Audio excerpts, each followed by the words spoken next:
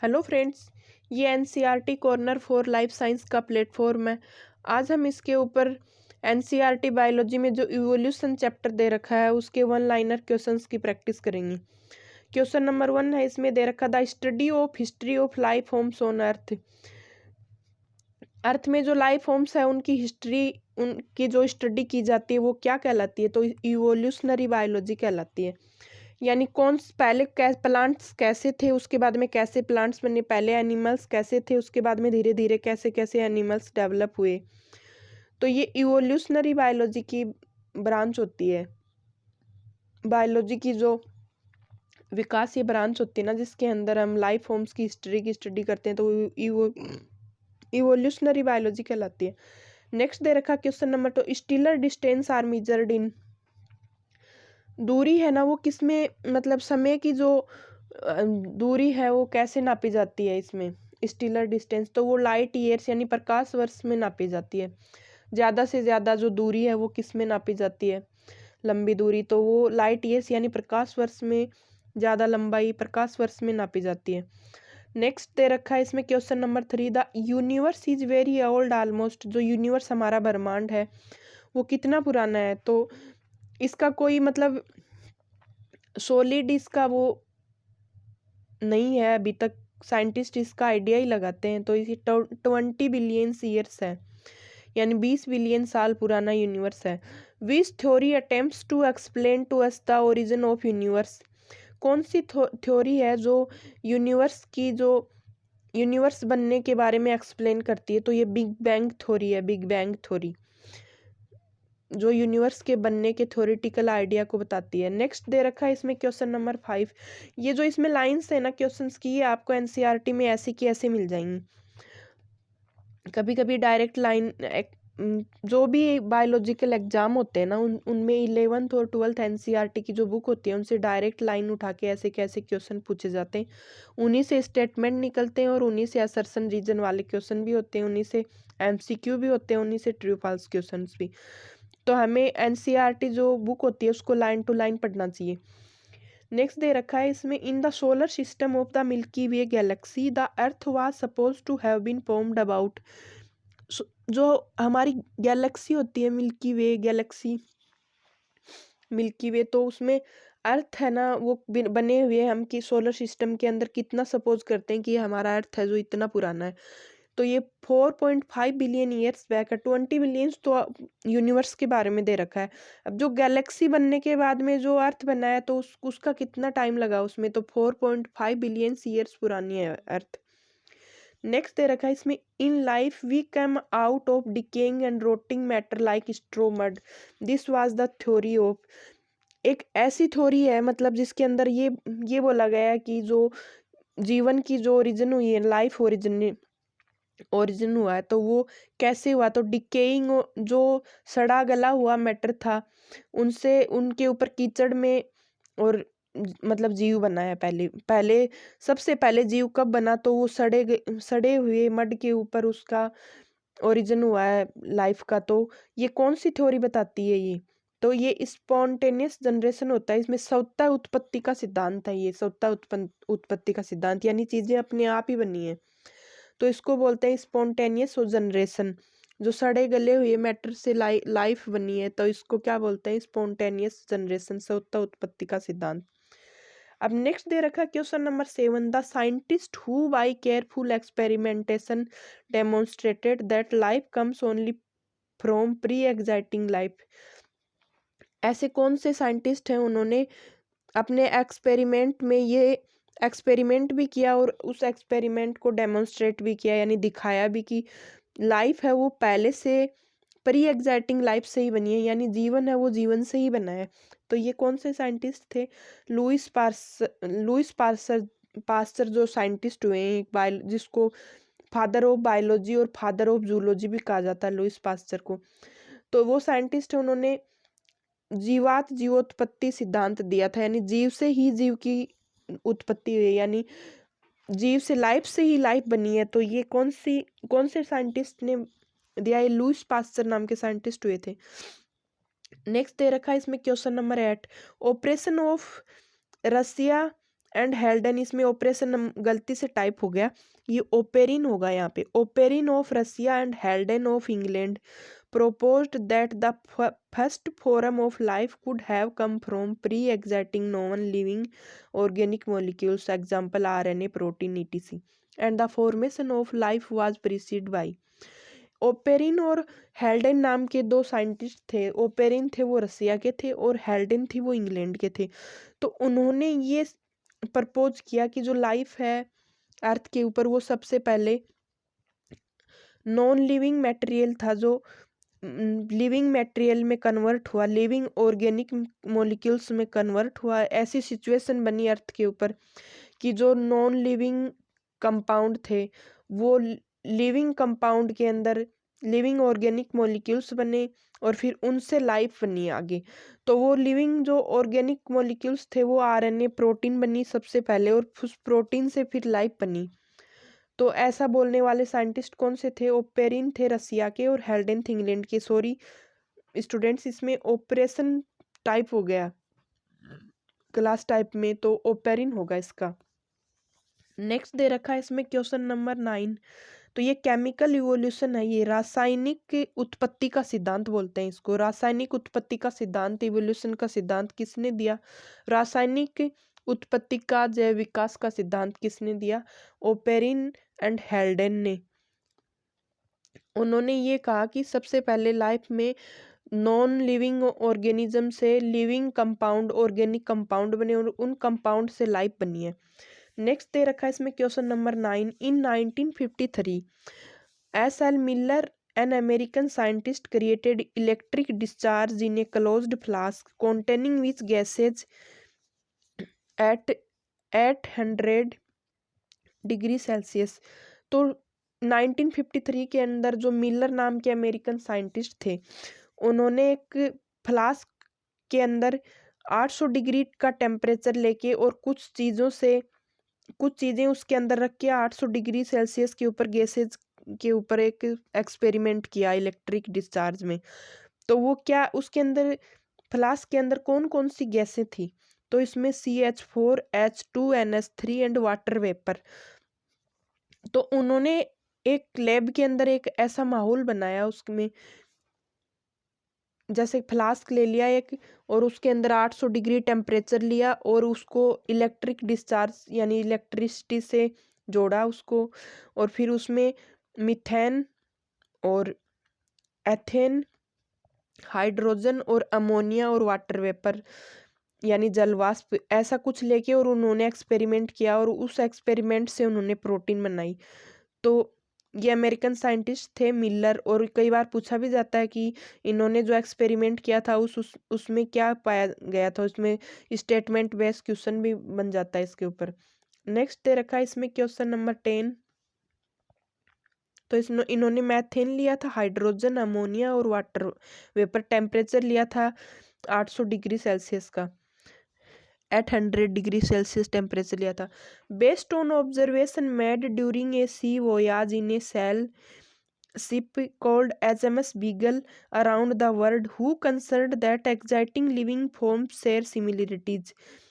तो ऐसे कौन से साइंटिस्ट थे जिन्होंने HMS बीगल, एक शिप था और वो शिप के अंदर वो मतलब दुनिया में शिप के ऊपर घूमने के लिए गए थे। इवोल्यूशन है ना, मतलब इवोल्यूशन को समझने के लिए कि चीज़ें पहले कैसे बनी है, लाइफ कैसे बना है। तो उन्होंने एक ऐसे साइंटिस्ट थे जो HMS बीगल जहाज बना के, शिप बना के और उससे घूमे थे और उन्होंने ये कंसर्न किया था कि जो लिविंग फॉर्म्स हैं उनमें सिमिलरिटीज भी पाई जाती हैं। यानी जैसे हम आदमी, आपने होमोसेपियंस से ही ले लो, तो होमोसेपियंस की आप देखोगे कि निग्रो लोग हैं वो मतलब डार्क स्किन्ड होते हैं और जो यूरोपियन हैं वो लाइट स्किन्ड होते हैं, लेकिन उनमें सिमिलरिटीज़ है। उनके अंदर आँखों का, हाथों का, पैरों का, ऐसे काम करने के तरीके, सब चीज़ें सोचने के तरीके, तो उनमें सिमिलरिटीज़ हैं। तो लिविंग थिंग्स हैं उनमें सिमिलरिटीज़ भी पाई जाती है। उन्होंने कंसर्न किया था दुनिया घूम के HMS बीगल साइंटिस्ट, बीगल नाम के जहाज़ के ऊपर। तो वो कौन से साइंटिस्ट थे? चार्ल्स डार्विन नाम के साइंटिस्ट थे और इन्होंने एक बुक लिखी थी ओरिजिन ऑफ स्पीसीज, यानी जीवों की उत्पत्ति नाम से एक बुक लिखी थी जिसे बाइबिल ऑफ बायोलॉजी भी कहा जाता है। ये सबसे ज़्यादा बिकने वाली बुक थी उस टाइम पे। और इनके जहाज़ का नाम भी कई बार पूछा जाता है, जो शिप इन्होंने यूज में लिया था घूमने के लिए, तो बीगल नाम का शिप था। और साइंटिस्ट थे ये चार्ल्स डार्विन। नेक्स्ट है question number 11, the fitness according to Darwin refers ultimately and only to. अब डार्विन के अकॉर्डिंग ऐसी कौन सी मतलब चीज़ है जो सब चीज़ों में कॉमन होती है, यानी सबके लिए एक अलग तरह से अल्टीमेट होती है, तो वो रिप्रोडक्टिव फिटनेस होती है, यानी जो जनन क्षमता होती है ना जीवों की, वो स्पीसीज बेस्ड होती है। तो ये इन्होंने चार्ल्स डार्विन ने इसको एक कैरेक्टर के रूप में चूज किया था, रिप्रोडक्टिव फिटनेस को। नेक्स्ट है question number 12, according to Darwin mechanism of evolution is. Darwin के अकॉर्डिंग इवोल्यूशन की मैकेनिज्म है वो कैसी होती है, तो ये नेचुरल सिलेक्शन पर डिपेंड होती है। नेचुरल सिलेक्शन यानी चीज़ें अपने आप सेलेक्ट होती हैं, प्रकृति उनको तय करती है। नेचुरल सिलेक्शन का सिद्धांत कई बार पूछा भी जाता है। नेचुरल सिलेक्शन का सिद्धांत, थ्योरी ऑफ नेचुरल सिलेक्शन कौन से साइंटिस्ट ने दिया था, तो वो चार्ल्स डार्विन नाम के साइंटिस्ट थे, उन्होंने दिया था। Remains of hard parts of life form found in rocks are. जो बॉडी के जो हार्ड पार्ट्स होते हैं जीवों के, तो वो रॉक्स में दबे हुए पाए जाते हैं, फॉर्म में, लाइफ फॉर्म में पाए जाते हैं। ऐसे कैसे, तो उनको क्या बोला जाता है, तो उनको फॉसिल्स बोला जाता है। फॉसिल्स यानी जो पहले जो एनिमल और प्लांट हैं वो ऐसे के ऐसे किसी भी मतलब डिजास्टर में ऐसे मतलब मर जाते थे, वो वहीं दब जाते थे, और फिर उनका पार्टिकल ऐसे का ऐसे जमीन में, पहाड़ों में, रॉक्स में ऐसे दबा हुआ मिलता था, तो उसको क्या बोलते हैं, फॉसिल्स बोलते हैं। वो चीज़ें वैसी की वैसी ही वहाँ पे मिल जाती हैं। तो क्वेश्चन नंबर नेक्स्ट है question number 14, study of animal fossils are. और जो फॉसिल्स की स्टडी है वो तो होती है पैलिएंटोलॉजी, और जो एनिमल फॉसिल्स की स्टडी है वो है पैलियोजूलॉजी। तो ये क्या कि पढ़ने की मिस्टेक की वजह से कई बार क्वेश्चंस गलत हो जाते हैं। तो एनिमल फॉसिल्स की जो स्टडी है वो तो होती है पैलियोजूलॉजी, और फॉसिल्स की स्टडी होती है वो पैलिएंटोलॉजी होती है वो। नेक्स्ट है question number 15, the same structure developed along different direction due to adaptations to different needs. तो इसमें पूछा है कि जो चीज़ें हैं वो डेवलप तो सेम ही हुई हैं, लेकिन वो उनके जैसे जैसे हम नेचर में उनको काम में लेते हैं तो वो वैसे वैसे अडेप्टेशन उनका हो गया, नीड्स की वजह से, डिफरेंट नीड्स की वजह से वो अडेप्ट हो गई। तो वो कौन सी स्ट्रक्चर होती हैं, तो वो होमोलॉगस स्ट्रक्चर होती हैं। होमोलॉगस स्ट्रक्चर है वो क्या होती हैं कि मतलब उन जिनकी ओरिजिन तो सेम होती है लेकिन वर्क डिफरेंट हो जाता है उनका। एनालॉगस स्ट्रक्चर, और ये एनालॉग नेक्स्ट दे रखा है question number 16, analogous structure are a result of. तो होमोलॉगस स्ट्रक्चर होती है वो तो डाइवर्जेंट स्ट्रक्चर होती है। डाइवर्जेंट यानी वो बनी तो सेम है लेकिन वो काम की वजह से अलग अलग डिफरेंट नीड्स की वजह से अडेप्ट हो गई। और जो एनालॉगस स्ट्रक्चर होती है ना, वो ओरिजिन डिफरेंट होती है बट वर्क उनका सेम होता है, तो वो कन्वर्जेंट इवोल्यूशन हो गया। कन्वर्जेंट यानी चीज़ें हैं वो एक जैसी हो गई, ओरिजिन डिफरेंट हो गया और चीज़ें अडेप्ट हैं वो सेम हो गई उसमें, तो वो कन्वर्जेंट इवोल्यूशन में आता है analogous structure.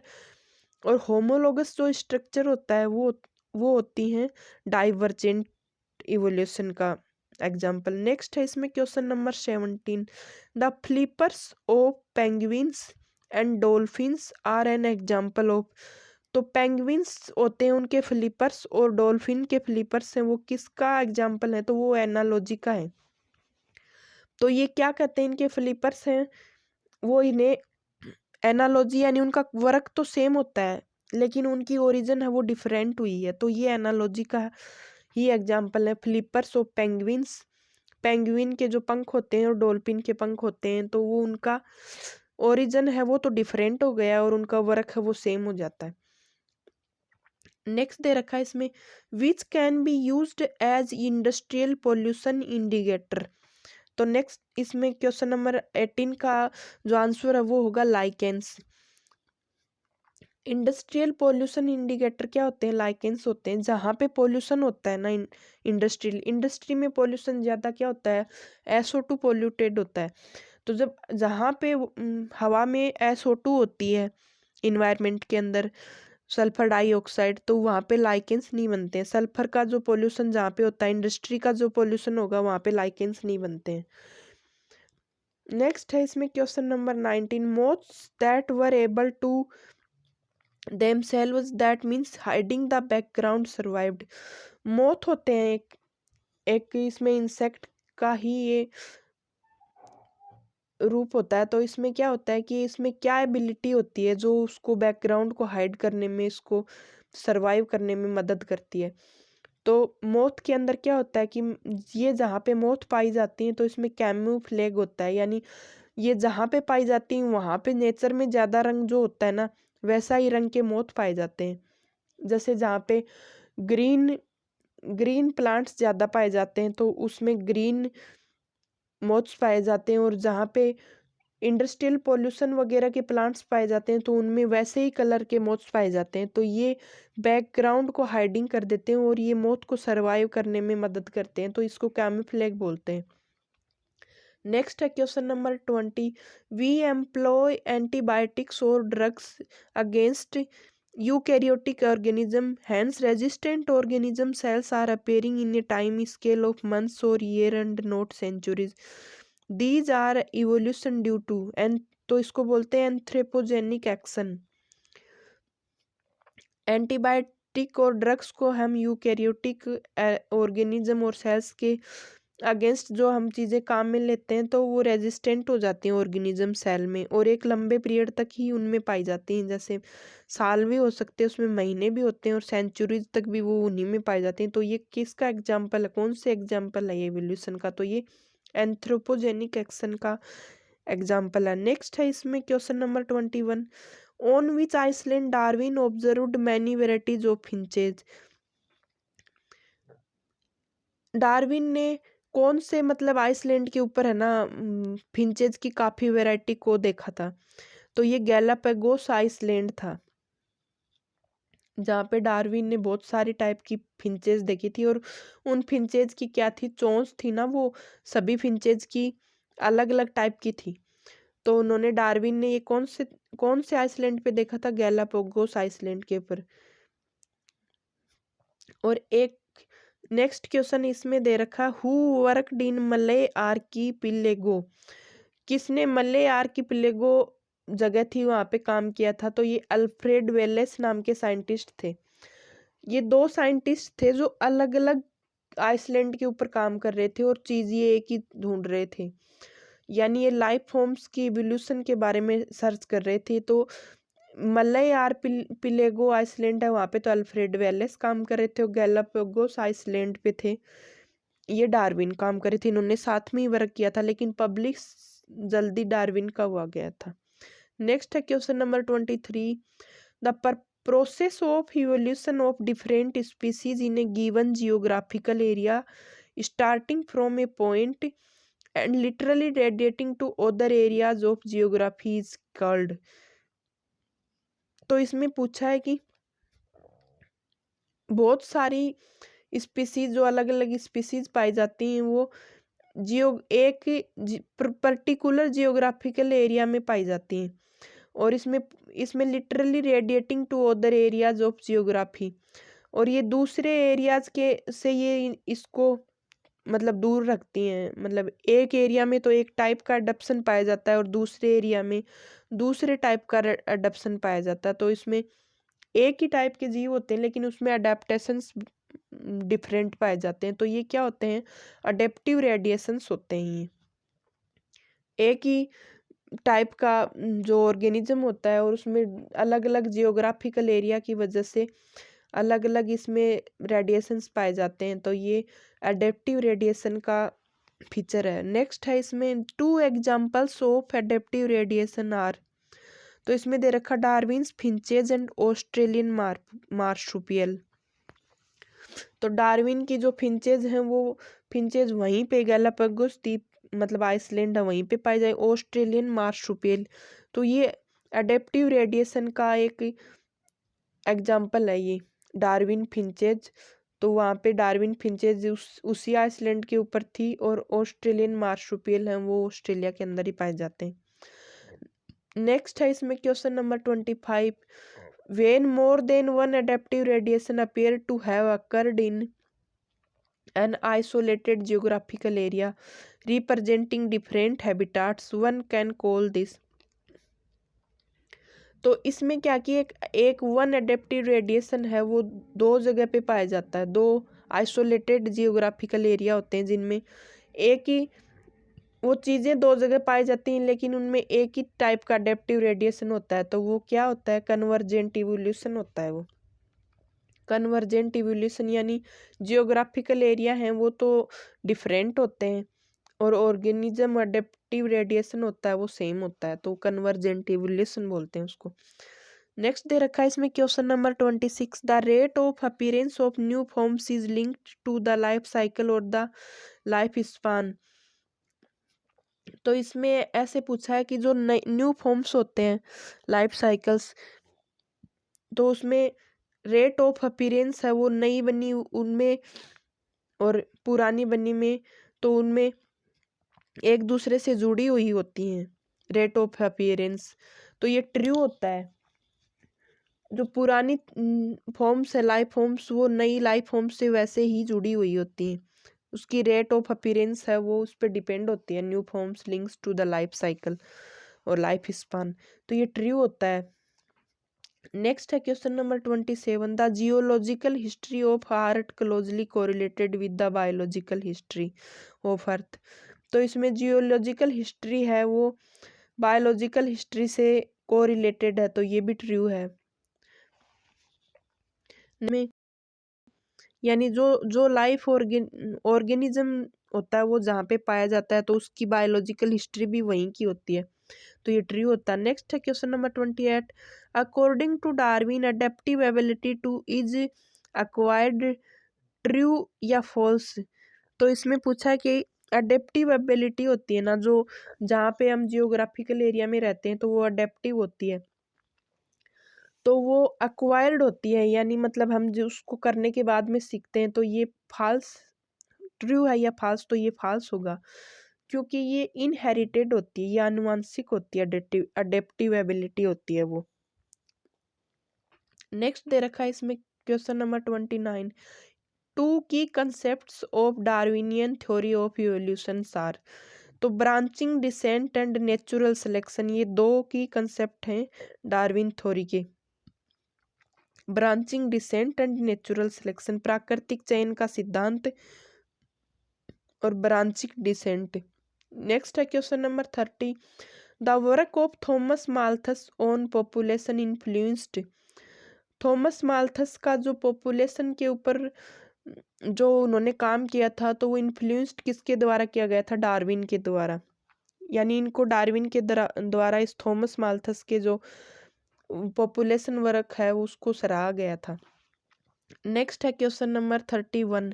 Hugo de Vries based on his work on which plant borrowed forth the idea of mutation. Hugo de Vries नाम के साइंटिस्ट थे, उन्होंने म्यूटेशन का जो वर्क किया था वो कौन से प्लांट पे किया था? तो इवनिंग प्राइमरोज नाम से प्लांट था, टेलीग्राफ प्लांट बोलते हैं इसको, इवनिंग प्राइमरोज, उनके ऊपर किया था। नेक्स्ट दे रखा है इसमें single step large mutation is called. Single step large जो म्यूटेशन होता है ना, एक ही म्यूटेशन बार बार होता है इसमें, तो इसको क्या बोलते हैं? इसको साल्टेशन बोलते हैं क्वेश्चन नंबर 32 में। नेक्स्ट है इसमें question number 33। Which principle says that allele frequencies in a population are stable and is constant. Allele होते हैं ना, जीन के पार्ट होते हैं एलील्स, तो एलील फ्रीक्वेंसीज हैं वो एक ही पॉपुलेशन में स्टेबल और कांस्टेंट होती हैं। जनरेशन टू जनरेशन, एक जनरेशन से दूसरी जनरेशन में वो स्टेबल और कांस्टेंट होती हैं। तो ये क्या था जिसमें दे रखा था p² + 2pq + q², उन्होंने एक फॉर्मूला दिया था।